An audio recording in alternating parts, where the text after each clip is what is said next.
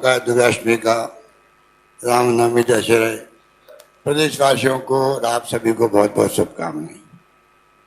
आज आपको विशेष मकसद से बुलाया गया है। आप सब जानते हैं कि 7-8 अक्टूबर को JCC के अंदर सीतापुर में इन्वेस्ट राजस्थान समिट होने जा रहा है। और जैसा आप सबको मालूम है कि इस बार में लीग से हटके ये कार्यक्रम हाथ में लिया है। और पहले देखते थे कि जब समिट होता है तो उसके दरमियान के MOU साइन होते हैं, और कई बार तो मजाक बन जाती है, समिट हो गया, खाली आंकड़े बताने के लिए समिट के बाद में MOU साइन होते रहते हैं। इस बार हमने थीम दी है कमिटेड और डिलीवर्ड। मतलब पहले ही हम लोगों ने MOU साइन करा लिए हैं, MOU या LOI, और आधार बना के हम चल रहे हैं। मुझे खुशी है कि ये जो थीम बनाई है, रखी है, और इस प्रोग्राम में 3000 लोग जो डेलीगेट हैं, वो देश विदेश के हैं, वो भाग लेंगे। और अभी तक आप देख लीजिए 4192 MOU और LOI साइन हो चुके हैं, 4192, और लगभग 11 लाख करोड़ के लगभग इन्वेस्टमेंट आने की संभावना रहेगी। संभावना मैं इसलिए कह रहा हूं कि पहले मैंने देखा है गुजरात वाइब्रेंट या अन्य राज्यों के अंदर, तो मुश्किल से वहाँ 15, 20, 25 ऐसे मान लो, मुश्किल से जब पहुँच पाते हैं।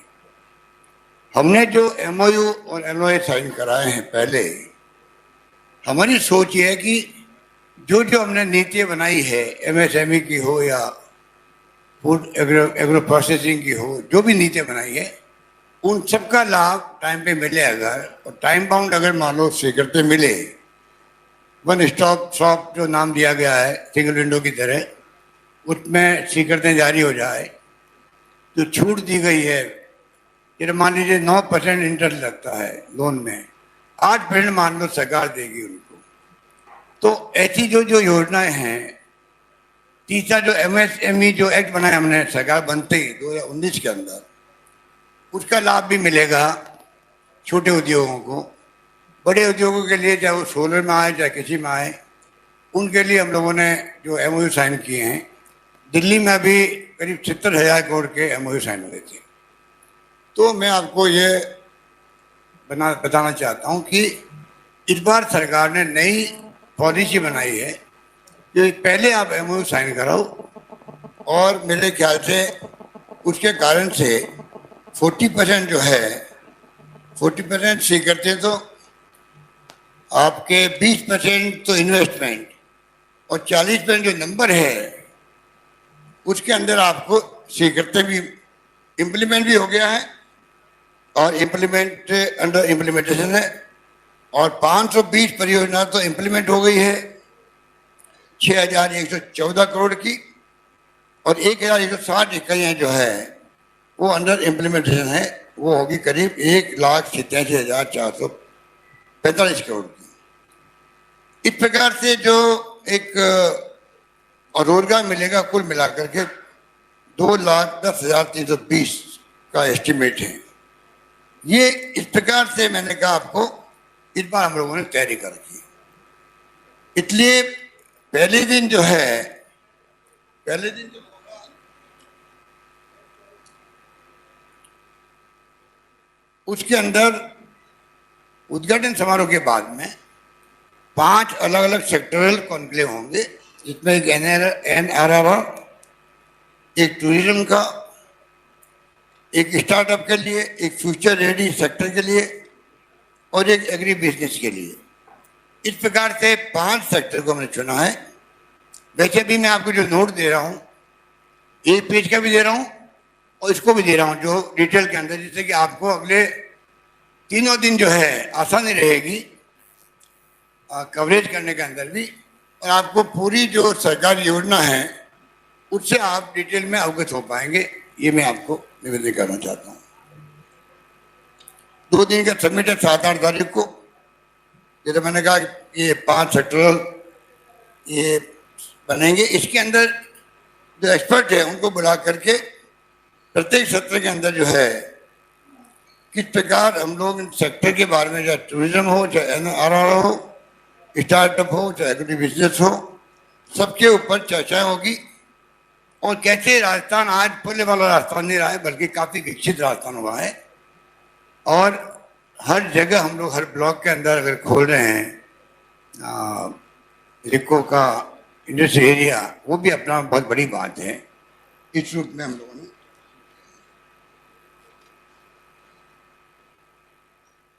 सेकेंड डे जो है, सेकेंड डे एमएसएमई कॉन्क्लेव आयोजित किया जाएगा 8 तारीख को। और इस कॉन्क्लेव के अंदर ज़्यादा उसमें परस्यू करेंगे हम लोग किस प्रकार जो छोटे बिजनेस है उनके ऊपर ध्यान केंद्रित हो, क्योंकि ये भी आपके जीडीपी में बहुत बड़ा योगदान करते हैं। तो इस प्रकार मैंने देखा कि जो स्मॉल इंडस्ट्री है एमएसएमई, वो जब कॉन्क्लेव होगा तो उसके अंदर खुल कर चर्चा हो सकेगी और जो भी पॉलिसी बनी है उन सब पे कम से कम ध्यान ज़्यादा जाएगा, ये मेरा मानना है। इसमें हमने शिलान्यास और उद्घाटन भी रखे हैं 51 प्रोजेक्ट के, उसमें 18 लघु उद्योगों के हैं और 33 अन्य हैं। करीब 51 प्रोजेक्ट है 1.5 लाख करोड़ के, उसके उद्घाटन और शिलान्यास भी उत्सव में होंगे।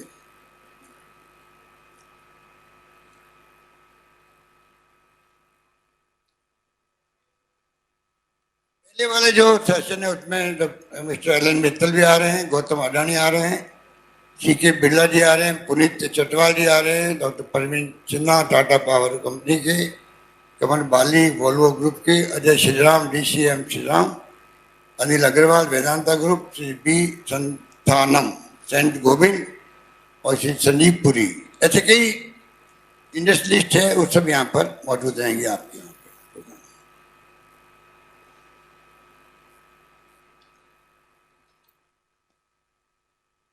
मैंने बताया जो आपको मिल जाएगा कि किस प्रकार संख्या की दृष्टि से माइंस एंड मिनरल्स में 31%, कृषि व फूड प्रोसेस एग्रो प्रोसेसिंग के अंदर 17%, टेक्सटाइल में 9.5%, टूरिज्म में 9.3% और केमिकल पेट्रोकेमिकल में 5.5%, बाकी मिसलेनियस। ये संख्या की दृष्टि से ये ब्रेकअप रखा हम लोगों ने, जिसकी संभावना बनी रहेगी। इन्वेस्टमेंट जो होगा उसमें मेजर सेक्टर में ऊर्जा जो है एनर्जी 57% है, केमिकल पेट्रोकेमिकल में 18.2%, टेक्सटाइल में 9.5%, पेट्रोलियम गैस के अंदर 5.9%, सीमेंट में 4.6% और टेक्सटाइल में 3.4%। इस प्रकार से इसको डिवाइड किया गया है। और बाकी जो हमने जो पॉलिसीज बनाई है उसमें राजस्थान निवेश प्रोत्साहन योजना आपको मालूम है 2019 से शुरू की गई है, रिप्स कहते हैं, बहुत पॉपुलर हुई है। ये राजस्थान सूक्ष्म लघु मध्यम उद्योग facilitation of establishment and operation act 2019 सेका बनते जो बनाया हम लोगों ने उसको, और 10 करोड़ रुपये से ऊपर के निवेश प्रस्ताव जो हैं उनको वन स्टॉप शॉप का इम्प्लीमेंटेशन। और नंबर 3 मुख्यमंत्री लघु उद्योग प्रोत्साहन योजना है, जिसमें इंटरेस्ट सब्सिडी मैंने आपको बताया था 9% इंटरेस्ट लगता है, उसमें 8% सरकार देगी। उसके अंदर हैंडीक्राफ्ट की नीति अलग बनाई है और एमएसएमई की नीति भी अभी हमें हाल ही मुझको डिक्लेयर किया है।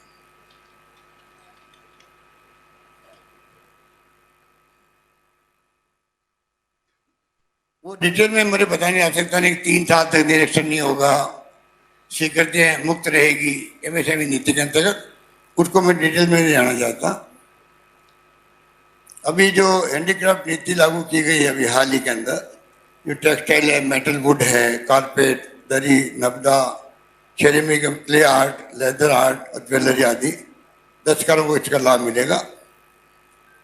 और इसका उद्देश्य है 5 वर्षों में कम से कम इस सेक्टर में 50,000 नए रोजगार भी उपलब्ध हो सकेंगे। इस नीति में जो आर्टिजन्स हैं उनको 3 लाख रुपए तक के ऋण पर इंटरेस्ट जो है वो सरकार वहन करेगी पूरा। हैंडीक्राफ्ट हैंडलूम जो डायरेक्टर बना है और उनके अंतर्गत जो हस्तशिल्पी हैं, हस्तकरघा बुनकर है, उनके लिए क्या भविष्य में प्लानिंग कर सकते हैं, वो उससे हमें आधार मिलेगा, सुझाव मिलेंगे तो हम आगे बढ़ पाएंगे। ये सेक्टर हमारे लिए राजस्थान बहुत बड़ा सेक्टर है। जयपुर में एक राज्य स्तरीय हस्तशिल्प म्यूजियम बनेगा और 13 जिलों में लघु हस्तशिल्प म्यूजियम बनाए जाएंगे। इसी प्रकार जो नीति लागू की गई एमएसएमई नीति अभी हाल ही के अंदर, क्योंकि करीब 30% जो है जीडीपी के अंदर उसमें एमएसएमई का योगदान रहता है, इसलिए उसको इसी रूप में हम इम्पोर्टेंस देना चाहते हैं। और नीति के अंदर रिसर्च डेवलपमेंट का काम भी है, ई बाजार की सुविधा है, क्लस्टर डेवलपमेंट है,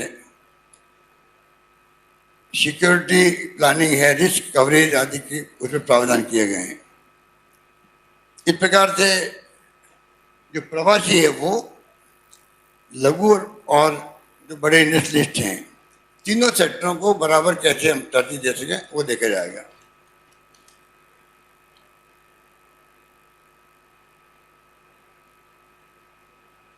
ये जो वन स्टॉप शॉप व्यवस्था जो की गई है, वैसे ये 20 साल से कोशिश कर रहे हैं हम लोग, सिंगल विंडो। आप मालूम है कि राजस्थान इसके बारे में जब कभी कलकत्ता है, चेन्नई, बॉम्बे, बेंगलोर जाओ तो आपको शिकायत मिलती है कि आप वहाँ जाते हैं तो रेस्पॉन्स नहीं मिलता है। ये सोच के हम लोगों ने बार बार काफ़ी कोशिश करी। मैंने खुद ने बहुत कोशिश की। जब सरकार हमारी आई है मैंने बहुत कोशिश करी। पिछली बार सुनील अरोड़ा जी थे, 5 साल लगे इसके अंदर तब बनी नीति, तब भी वो नीतियाँ कारगर नहीं हो पा रही है। अब जो हमने सिंगल स्टॉप शॉप की व्यवस्था करी, 14 विभाग के अधिकारी एक साथ बैठते हैं और वो इसको इकाई को मंजूरी देते हैं। उसके बावजूद भी इसको मैं और ज़्यादा स्ट्रॉन्ग करना चाहता हूँ। इसमें मैंने अभी additional chief secretary Vinu Gupta ji को कहा है आप इसके लिए और ज़्यादा कैसे स्टडी करें जिससे कि हम ऐसा ट्रांसपेरेंट सिस्टम बना सकें पूरे देश के अंदर मैसेज जाए कि राजस्थान ने अपनी ऐसी नीति बनाई है। अब हम जाएंगे तो जो वेलकम होना वेलकम भी होगा, कंफर्टेबल फील करेंगे हम लोग, और सारी इनमें जो सिक्योरिटी मिलनी टाइम पे मिलेगी और हम अपना अगला काम टाइम पे कर पाएंगे।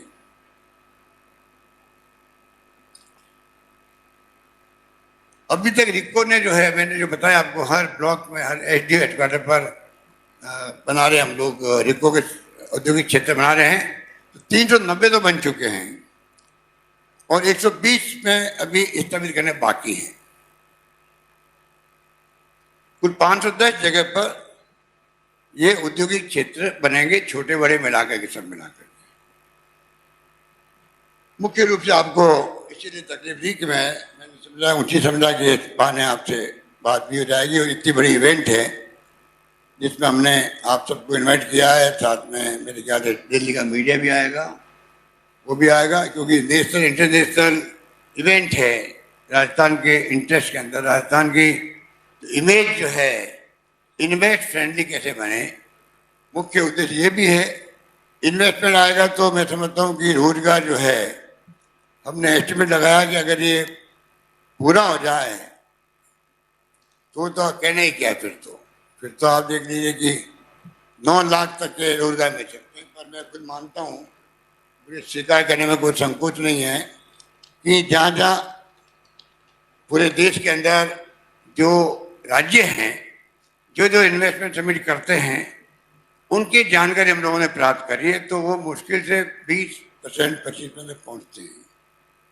हम कोशिश करेंगे, हमने जो एडवांस प्लानिंग करी है जिसका मैंने कहा कमिटेड और डिलीवर्ड हो चुका है, इसलिए मैं उम्मीद करता हूं कि अगर ये मैसेज जाएगा, ये माहौल बनेगा, उसका लाभ आने वाले वक्त में राजस्थान के लोगों को मिलेगा, रोजगार में भी मिलेगा, रेवेन्यू बढ़ेगी राजस्थान की, तो हम लोग और सोशल सिक्योरिटी, जो मेरी खुद की थीम है कि 21वीं सदी में हम पहुंच गए हैं, तो अब सोशल सिक्योरिटी में ध्यान देना चाहिए। कोई व्यक्ति तकलीफ में नहीं रहे, भूखा नहीं सोए, मेरा नारा है। भूखा नहीं सोए में से बात आ जाती है कि भूखा नहीं सोने का मतलब भूख ही नहीं है, कंफर्टेबल जिंदगी जी सके, उसको दुनिया के मुल्कों में जो सिक्योरिटी मिली हुई है हर हर परिवार को, वो परिवार की सिक्योरिटी हिंदुस्तान में लागू हो। राजस्थान नाम कई स्कीमें लाए, जो चिरंजीवी योजना हमारी है, या इंदिरा रसोई की योजना है, इंदिरा रोजगार योजना एक बहुत बड़ा ये फैसला है जिसका वेलकम पूरे देश के अंदर हो रहा है। नरेगा की तरह आपको शहरों में रोजगार मिलने लग गया है, फीडबैक भी अच्छा आ रहा है।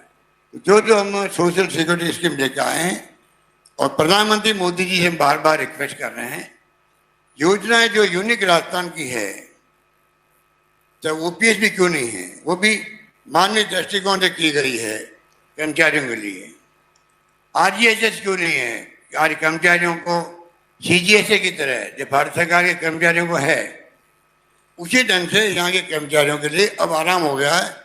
उनको जो पहले तकलीफ आती थी, बिल पेच करो और कई पहले पेमेंट करो, फिर सब समाप्त हो गया है। तो तमाम फैसले हमारे क्रांतिकारी है। उसी रूप में हम चाहेंगे 4-5-6 फैसले ऐसे राजस्थान के अंदर है, ये उड़ान योजना भी है महिलाओं के लिए। ये तमाम योजनाएं पूरे मुल्क में लागू होना चाहिए, वक्त आ गया, ये हमारी मांग है। Thank you.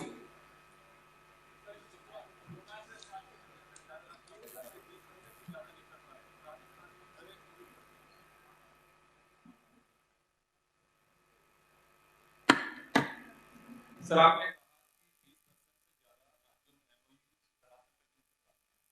राजस्थान में कितनी उम्मीद करते थे, तो पहले तो सभी में काफी टाइम में वसुंधरा जी के पहले से तो उनके कंपटीशन में अब मान सकते हैं कि डबल या तीन कितना मार्क्स। ये तो मैंने कहा आपको, इस बार जो अप्रोच जो मैंने बताई आपको, वो अप्रोच पहले नहीं थी, उसमें इस अप्रोच राजनीति का फर्क है। अभी देखिए ना आप, अब इस इवेंट के अंदर कोई एमओयू साइन नहीं होंगे, कोई एलओआई जारी नहीं होगा, जो होना पहले हो रहा है। और हम लोग कस्टमाइज पैकेज देना है, अभी कल ही हमने मीटिंग करी, आप लोगों ने मीडिया में दिया भी है, कल भी मीटिंग करके हमने जो प्रस्ताव है 33 प्रस्ताव लिए हैं, 1.5 लाख करोड़ के प्रोजेक्ट कल हमने क्लियर किए हैं। तो तमाम काम जो है इस बार पहले ही हो रहे हैं, और 33 प्रोजेक्ट, 37 प्रोजेक्ट थे। तो इस बार हम लोग प्लानिंग से चल रहे हैं, जिससे कि वो भी कंफर्टेबल फील करें राजस्थान के अंदर, हम लोग ऑफर करने की स्थिति में रहे उनको। तो मैं उम्मीद करता हूं कि इस बार फर्क पड़ेगा। सर इसमें मुख्यमंत्री कार्यालय लेवल पर फॉलो चलेगा, जितने भी एमओयू एलओआई साइन हुए हैं तो वो इम्प्लीमेंट हो जाए, वो इम्प्लीमेंट करने के लिए फॉलो अप एक्शन। तो डिपार्टमेंट इंडस्ट्रियल डिपार्टमेंट सक्षम है, हम लोगों से संयुक्त में रहती रहता है, रिव्यू मीटिंग चलती रहती है। पर दिमाग में रखें कि ये जो अब जो स्थिति बनी है, और कोरोना के बाद में स्थिति और बदल गई है। अब फॉर्चुनेटली देश के अंदर दुनिया का इन्वेस्टमेंट भी आ रहा है, और जा भी रहा है। लोग 9 लाख से अधिक लोग जा चुके हैं देश से, देश छोड़ के जा चुके हैं। 9,30,000 ऐसा कुछ फिगर पार्लियामेंट में शायद आए थे। तो ये एक स्थिति है। हम चाहते हैं कि राजस्थान वो राज्य रहे जहाँ लेबर अनरेस्ट नहीं है, एनवायरनमेंट की दृष्टि से भी ठीक है, लॉ एंड ऑर्डर भी स्थिति ठीक है। यहाँ पर जो है इन्वेस्टमेंट फ्रेंडली स्टेट के रूप में ये राज्य देश में छवि बनाए अपने देश विदेश के अंदर, उसका लाभ हमें मिलना चाहिए, मेरा सोच है।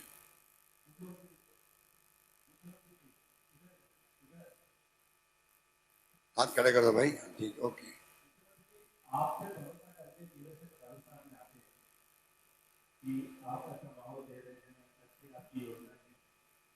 लेकिन फिर भी फिर चले आते हैं कि जो इन्वेस्टमेंट यहाँ आ रहे हैं उनको जो डिपार्टमेंट स्तर पे अधिकारिक स्तर पे उनके काम उस तरह से नहीं होते जिस तरह से जाते हैं, इसलिए की जाए कि कुछ इन्वेस्टमेंट वापस जा रहे हैं। तो इसको लेकर सरकार को योजना है कि जो इन्वेस्टमेंट आए हैं भरोसा कायम होगी, आप पे भरोसा है, डिपार्टमेंट का अधिकारी है वो ये करता है कि उस तरह से काम नहीं हो पाता तो नहीं।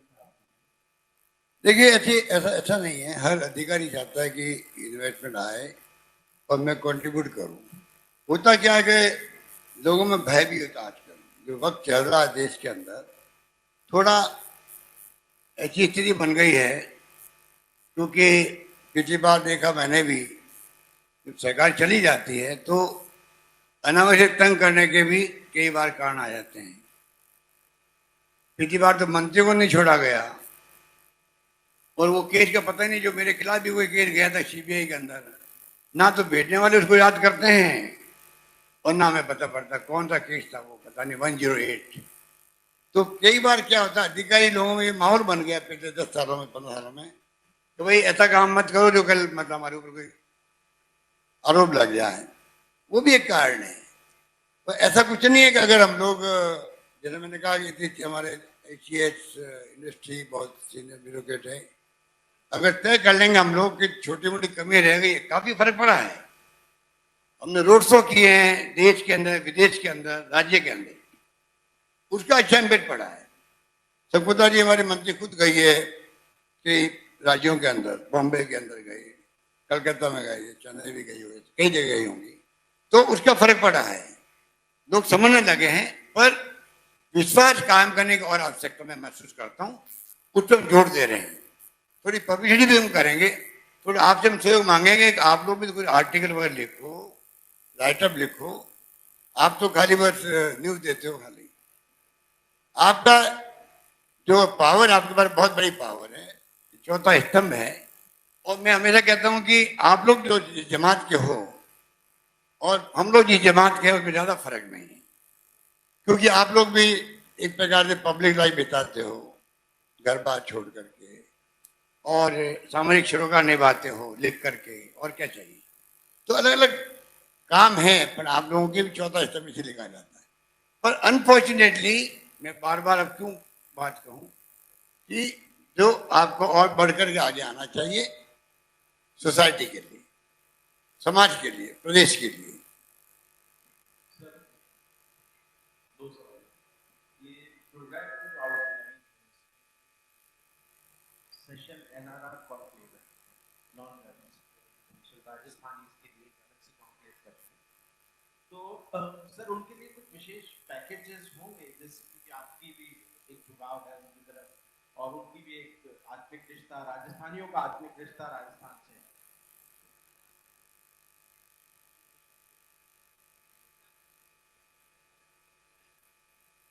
और दूसरा नहीं, मैंने पता कर दिया, एनआरआर की जो पहली बार हम लोग अगर रखा हमने सेक्टरल डिस्कशन के अंदर, इसका मतलब है कि एक पॉलिसी बनेगी, उसमें कोई आप इशारा वो दीजिएगा जिससे कि हम उसको समावेश कर सकें। क्योंकि एनआरआर को भी पूछना पड़ेगा हम लोगों को। हम लोग के कोरोना के अंदर भी, बाद में भी कई बार हम लोग वीडियो ऑनलाइन बातचीत करते हैं। तो मैं उम्मीद करता हूं कि जो आपकी भावना अच्छी है, उसमें हम लोग विचार विमर्श करके पॉलिसी लाएंगे।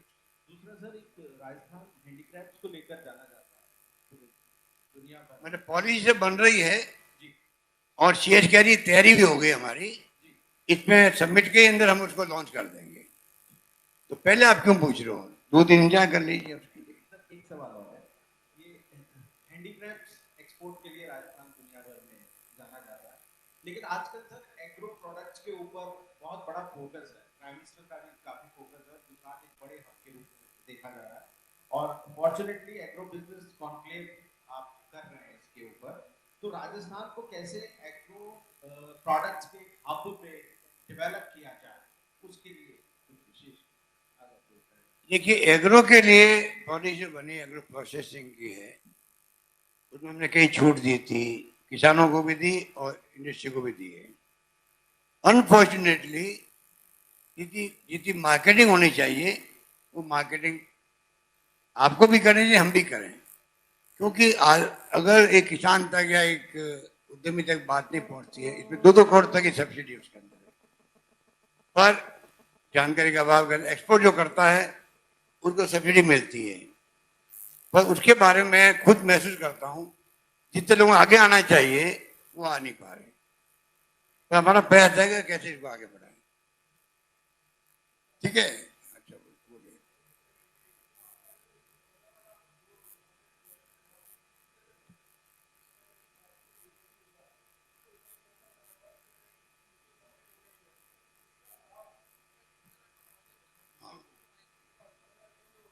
बहुत अच्छा क्वेश्चन पूछा आपने। देखिए, वो हमारी बहुत टॉप प्रायोरिटी पर, आपको मालूम है, सबको मालूम है। अनफॉर्चुनेटली 5 साल डिले हो गया प्रोजेक्ट। जो प्रोजेक्ट लगभग 40,000 करोड़ का था, अब वो 70,000 करोड़ का हो गया। तो आप सोच सकते हो कि कोई प्रोजेक्ट को रोकने के मायने क्या है।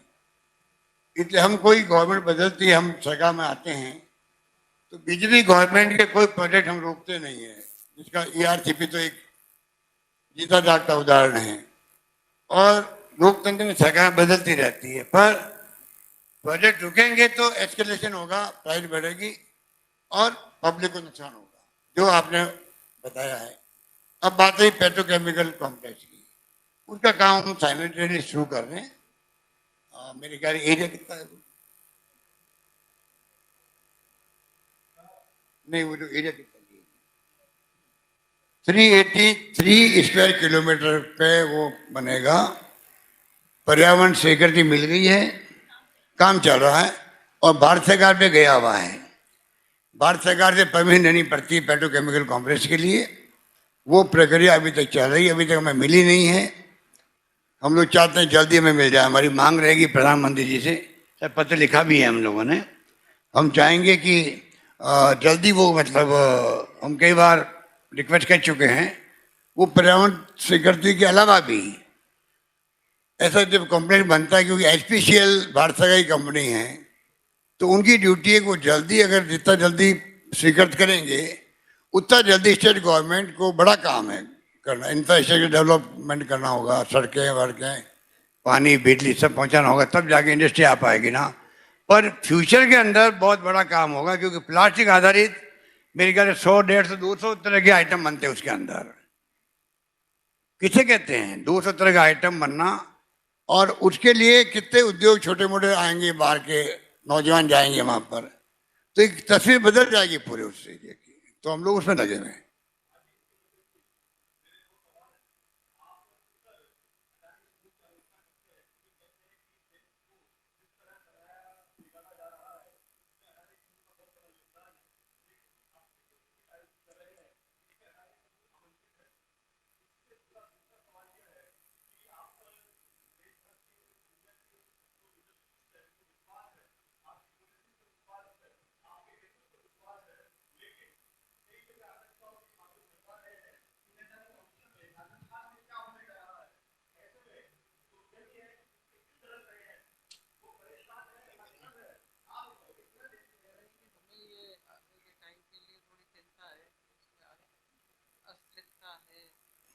गवर्नमेंट की बड़ा अच्छा क्वेश्चन पूछा आपने, उसके लिए आपको शुक्रिया। आपको देखिए, जो आपने अडानी, मिस्टर अडानी के बारे में बात करी है, जो भी इन्वेस्टर आएगा उसके, अगर मान लो कानून की पालना करता है, नियमों की पालना करता है, हमारी जो शर्तें हैं उनको मानना है, तो हमारी प्रायोरिटी रहती है कि यहाँ रोजगार मिले, इन्वेस्टमेंट आएगा तो रेवेन्यू बढ़ेगी स्टेट की, रेवेन्यू काम आएगी विकास के लिए। ठीक है। और बाकी जो ये आपने कहा कि आगे क्या रहेगा, तो मैं ये कहना चाहूंगा, ये पूरा जो है, पूरा देश के अंदर दुर्भाग्य से मीडिया जो है वो किंग मेकर बन जाता है। वो लाइकिंग डिसलाइकिंग से खबरें चलाते हैं, जो दुर्भाग्य है देश का, जिस पे जनता विश्वास करती है। अगर प्रिंट मीडिया है तो जनता छपे हुए शब्दों में विश्वास करती है। आज भी गांव में चले जाओ, उससे आप बहस कर लो, गांव वालों से कहे क्या बात करते हैं, मैंने खुद ने पढ़ा है। इतना विश्वास मीडिया पे है आज भी। उसी ढंग से एक भाई टीवी मैंने देखा था खुद ने, गलत कैसे हो सकता है। तो जब जनता का विश्वास होता है मीडिया पर, तो मीडिया की जिम्मेवारी उसी प्रपोर्शन में बढ़ जाती है। दुर्भाग्य से जो है, दुर्भाग्य है कि आज मीडिया गोदी मीडिया क्यों कहलाता है। रवीश कुमार अकेला बोलता रहता है गोदी मीडिया के बारे में। ऐसी स्थिति क्यों बनी है? जितने प्लेटफॉर्म बने हुए हैं, आप ही देखते होंगे, सत्य हिंदी में देखता हूँ और भी कई देखता रहता हूँ, हमारे खिलाफ आज डिस्कशन आते हैं, हमें कोई एतराज नहीं, ये डेमोक्रेसी है। पर जिस प्रकार से आप अगर लाइकिंग डिसलाइकिंग से चलोगे तो उससे ना तो जिसके आप पक्ष लेना चाहते हो, ना तो उसके कोई फायदा मिलता, उसको नुकसान ही होता उल्टा। और ना जो है आप डिसलाइक किसी को करोगे बिना मतलब, तो उसको ही जरूर नहीं नुकसान हो, केवल फायदा मिल जाता उसका भी। इसलिए क्या होता है कि ये जो है मीडिया की जिम्मेवारी, मैं बचपन से ही प्रो मीडिया रहा हूं, समझ गए आप। मैं मीडिया फ्रेंडली माना जाता हूं हमेशा, तो भी मुझे मीडिया नहीं छोड़ता है, कोई न कोई कुछ बात करता ही रहता है, और उसका मैं क्या करूं उसका मैं क्या करूं, मेरे पास इलाज नहीं है। जब जब कोई संकट आ गया राजस्थान पर, सरकार गिरने का आ गया हो, कोई स्थिति आ जाए, तो आप देखिएगा कि बगसते नहीं हो, अरे भाई तुम कल दोस्ती निभा रहे थे, आज तुम्हें क्या हो गया है। तो पता नहीं मेरे क्या सुकून की बात है, पर मैं माइंड नहीं करता। मैं देखता हूं कि हर चीज को मीडिया में जो आती खबरें हैं, तो जनता भी इतनी कॉमन सेंस रखती है। रॉबर्ट कॉमन सेंस हिंदुस्तान के लोगों का एक्स्ट्रा ऑर्डिनरी है, और उसी ढंग से लोग उसको समझ लेते हैं कि सच्चाई क्या है। तो अल्टीमेटली नुकसान मीडिया को ही होता है, उनकी क्रेडिबिलिटी को होता है, और उनकी क्रेडिबिलिटी के साथ में लोग क्या हम क्या करेंगे देख करके, खबरें तो ऐसी उल्टी सीधी आती रहती है, तो आपको कोई फायदा नहीं मिलता है। लास्ट क्वेश्चन,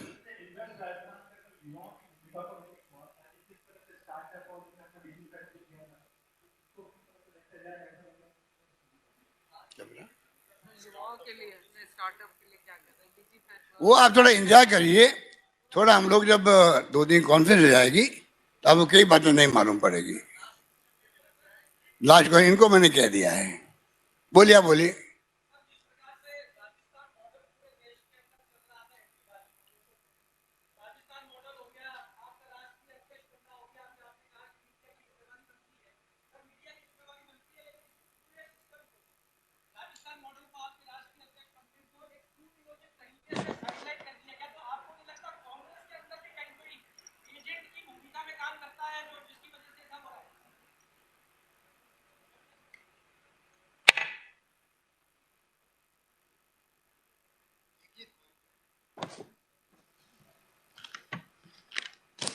राजनीति में गुणा भाग होकर राजनीति होती है, ठीक है। राजनीति में कई बार कहते हैं दिखता जो होता नहीं है, जो होता वो दिखता नहीं है। अब आप लोग जो है आप तय तक जाओ, सच्चे की तय तक जाओ। और मैंने कल कहा मैं कहीं भी रहूं, राजस्थान प्रदेश की, जोधपुर की और महामंदिर की, जब मैं पैदा हुआ उसकी सेवा करता रहूंगा। अब मैं कहीं भी रहूं, वो तो काट दिया मीडिया ने, और मैं राजस्थान की, जोधपुर की महामंदिर की सेवा करता रहूंगा। उन दोनों बातों में बहुत फर्क होता है। तो इनको पूछो कि भाई आप अगर पूरा दे देते पैरा, तो जनता को मालूम पड़ता मेरी इच्छा है कि मैं कहीं भी रहूं, चाहे मैं कहीं भी रहूं। अब उसको बताइए, आप लोग जो कारीगरी करते हो हमारी तरह, वो भी कम नहीं है। बहुत बहुत धन्यवाद। अब मैं आपको 6 नाम राजस्थान रत्न अवार्ड हमने प्रारंभ किया, पहले भी किया था मैंने एक बार। सरकार बदलते ही मैंने कहा कि कई योजना बंद हो जाती है, उसमें वो योजना बंद होगी मेरी। अभी तक पता नहीं कितने राजस्थान अवार्ड मिल सकते थे लोगों को जो वास्तव में डिजर्व करते हैं। और ये समाज और पब्लिक एक प्रकार से प्रोत्साहन देती है, जिससे कि नई पीढ़ी को भी प्रेरणा मिले। मेरा मानना है कि चाहे वो महापुरुष हो, चाहे वो शहीद हो, सीमाओं वाले, और चाहे सम्मानित होने वाले लोग हों, अगर हम सम्मान करता समाज, तो नई पीढ़ी को भी एक प्रेरणा मिलती है। मेरा ये थीम रहता है।